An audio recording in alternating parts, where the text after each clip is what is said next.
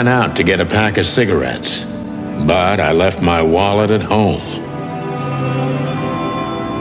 Yeah, that's me. I'm getting old. My name is Sonny Featherland, an investigator for 20 years, and once the star of the predatory division of the Clawville Police Department, one half of the legendary Chicken Police. But buying a pack of smokes is more than I can handle right now. Maybe I should just lay low. Yeah, I'll do that. The most colorful place in the wilderness. For all the gods, what bullshit. The last clucking color left this city years ago. And slowly I'll turn gray too.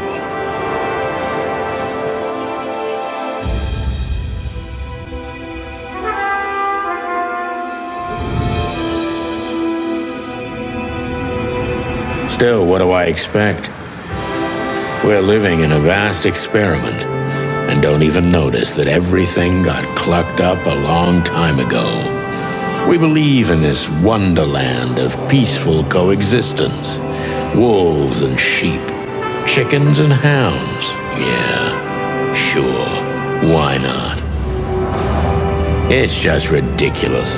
The dog eats the chicken. It's in our nature. I'm not propping up the illusion anymore. 121 days, and it's over. Retirement.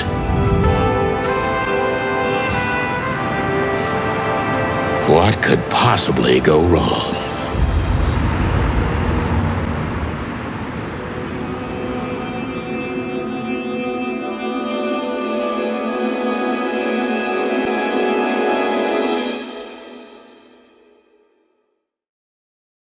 Ah, crap. My office lock is a piece of shit if a dame can pick it. She stood in the darkness. The light painted stripes on her body. It whispered secret little things that were never there in the first place. But she was no zebra. Reality was just a light switch away. Elizabeth or Charlotte? I was sure she'd have a sophisticated-sounding name. She had a bygone look in her eyes, older than this ancient building, and perhaps the whole city itself. Or maybe I'm just drunk. But she was the first womanly thing in my place for a long time, so I had to give her a chance.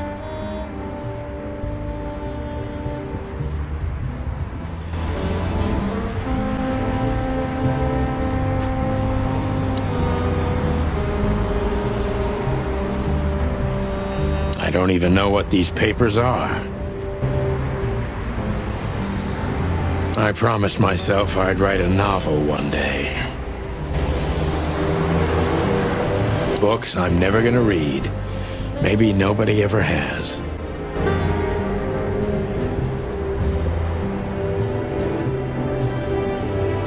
I wanted to travel the world when I was a kid, but I think I'm gonna end up dead in here whether I like it or not.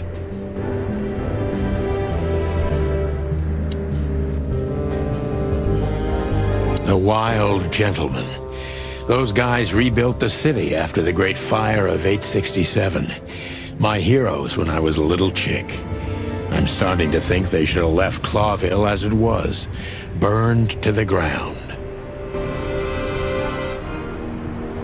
We used to be star cops a few years ago.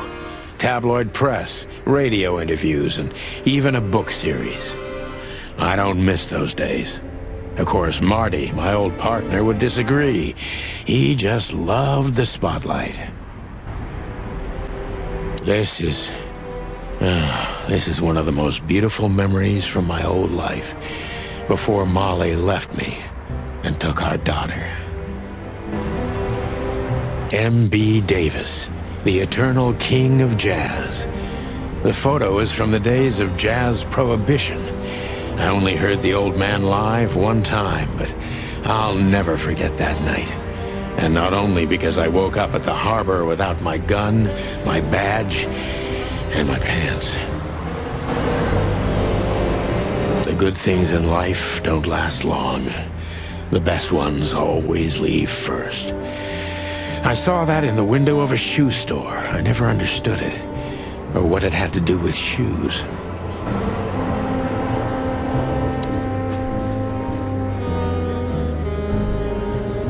I don't even know where the key is.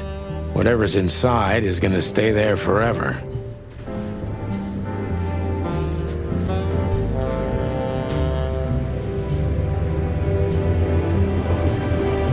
Behind that door lies the kingdom of dirty clothes, cigarette butts, and empty bottles.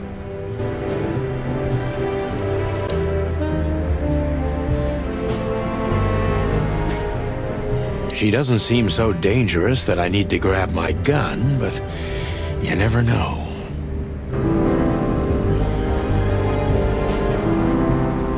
My last cigarette. You're lucky I don't have a light, pal. My wallet and my badge. The wallet is real. The badge ain't. Chief Bloodboil took mine, so I got this one out of a pack of cornflakes, just in case.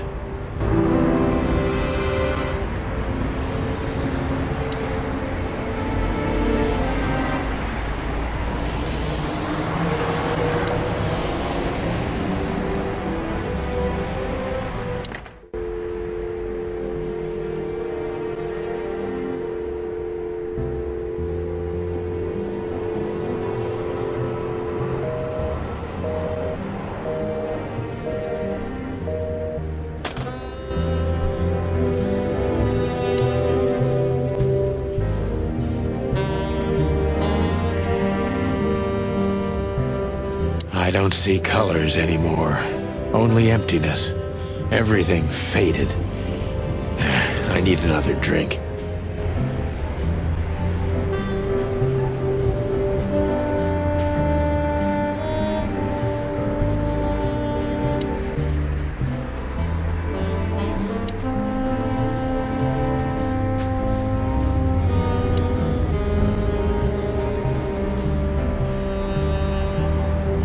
Let me introduce myself.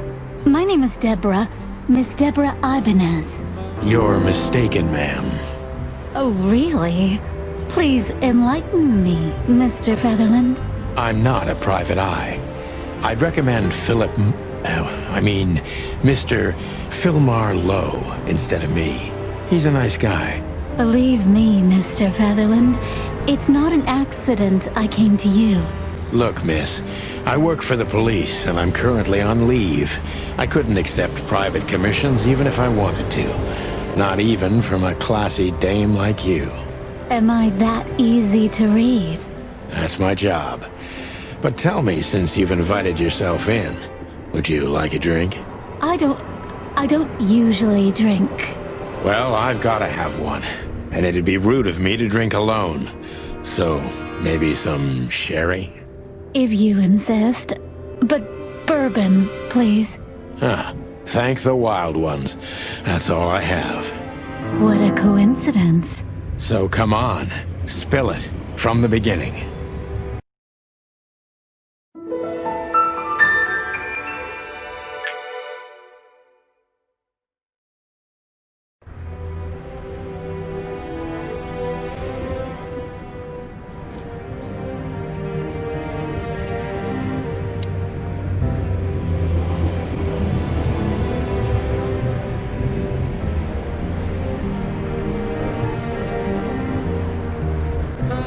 Who is this dame, anyway?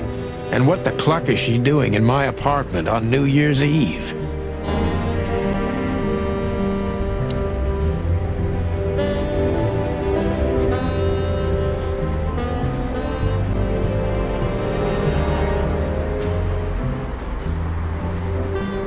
That's better. Now, if I understand correctly, your mistress is receiving threats. What kind of threats, exactly? It's a very strange matter. First, there were letters. Then it came printed on a wine bottle's label, sent as a gift. Then carved into a brick, thrown through the window. And finally, they painted it on the wall of the house in giant red letters. I think it's time to dig a little deeper. If you don't mind, I'd like to ask you some routine questions. Please. That's why I'm here.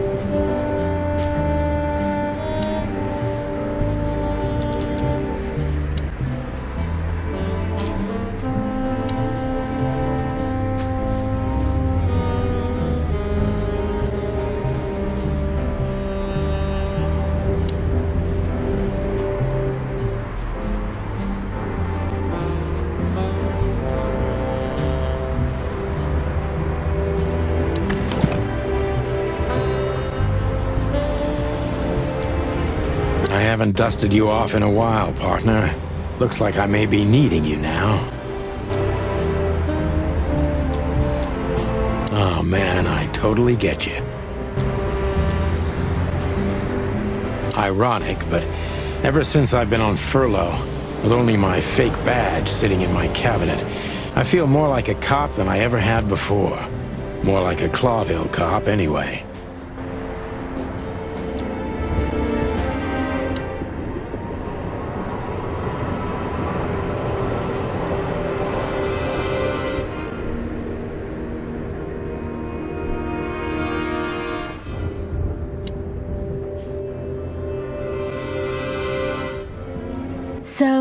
this is the part where the interrogation comes. Like in those detective movies. Something like that, Deborah. Yes.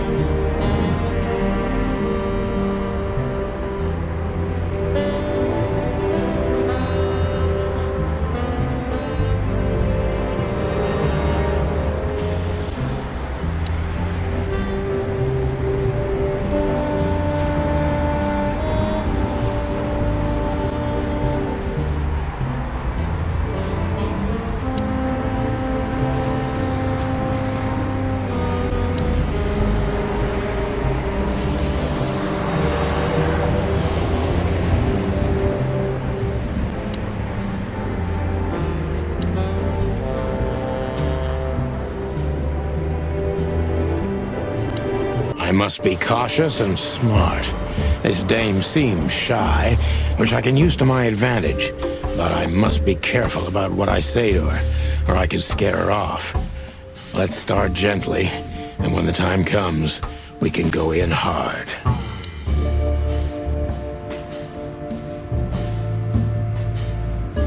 Who exactly are you, ma'am? I'm not somebody important, Mr. Featherland. You're important enough to deal with such a delicate matter, right? I carry out the wishes of my employer, nothing more. This means simple paperwork, most of the time. You've been thrown into deep water, sweetheart. Tell me, can you even swim? Believe me, this is just as unpleasant for me as it is for you, if not even more.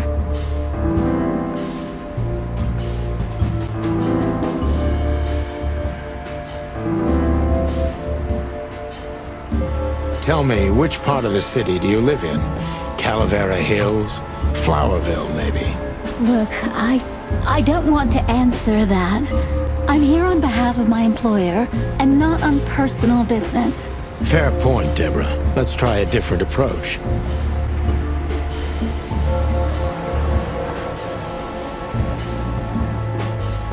Why did you have to visit me this particular evening? I have my reasons.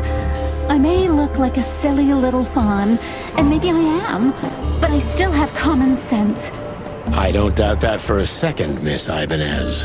This day is essential to my mistress, and she thought it's also important to you. A message in itself, for sure. But to be honest, even you are. You know what? I'll just take that as a compliment, even if it wasn't meant as such.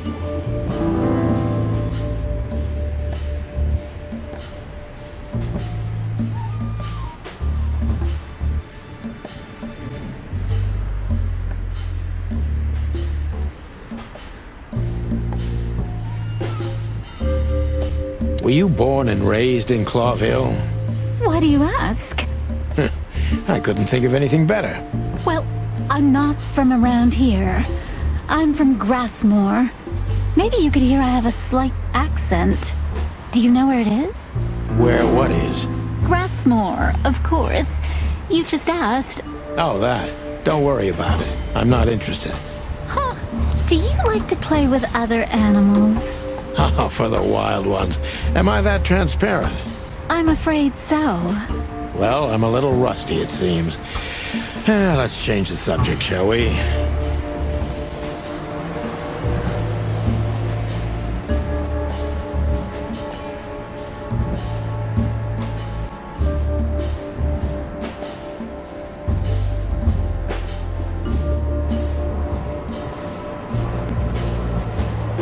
Why did you come to visit me?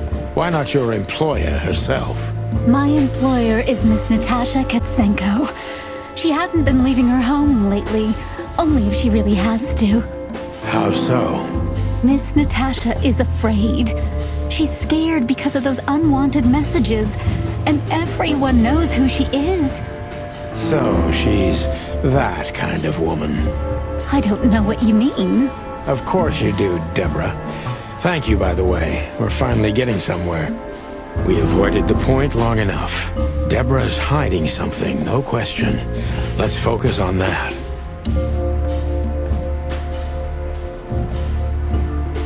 What do you want from me? Me? Oh, don't be silly, Deborah. I mean your employer. I was just talking to myself, out loud. Well, Miss Katsenko thinks you're a great detective, and you're also reliable. That's why I came. Did she also give you the lockpick? Please, could you let this go? I'm really embarrassed. Sorry, sweetheart, I'm just teasing you. As soon as I saw you, you were forgiven. That's very nice of you. It has nothing to do with being nice, Deborah, but you're welcome.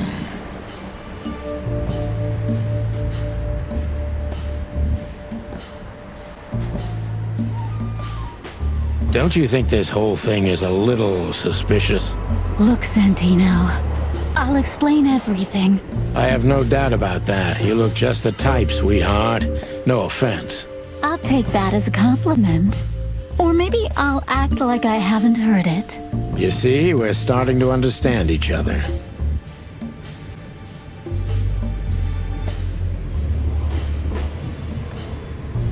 If you won't come clean, what's the point of all this?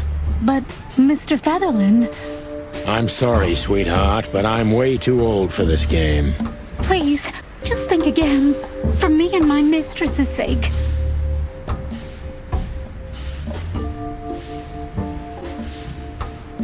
Tell me, Deborah, why should I believe you at all? Because my mistress trusts you. Should that be enough? If you really like what she thinks you are, then yes. Damn, what can I say to that? Look, I didn't mean to back you up against the wall.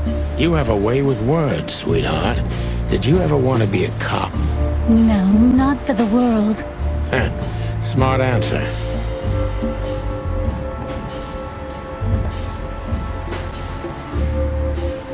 Be honest and tell me what you're so afraid of. You know, Mr. Featherland, my mistress's partner is Hobart Wessler. Or as most people know him... Ibn Wessler, the Kingpin. Exactly. Feathery gods, help me. So you get it now. The secrecy. To put it mildly, I think I understand it all. Wessler. This little piece of the puzzle changes everything.